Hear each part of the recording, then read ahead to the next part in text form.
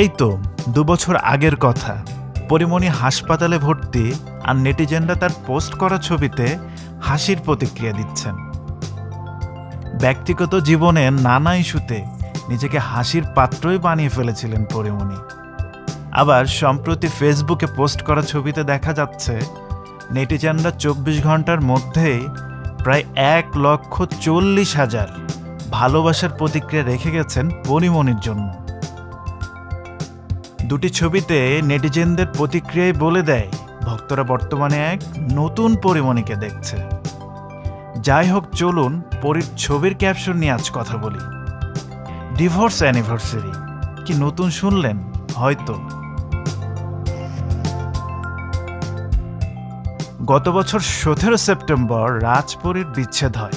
সেটিকেই স্মরণ করে বিচ্ছেদের প্রথম বছরে পরিমণি এক আবেগঘন স্ট্যাটাসে লিখলেন, হ্যাপি ডিভোর্স অ্যানিভার্সারি পরি।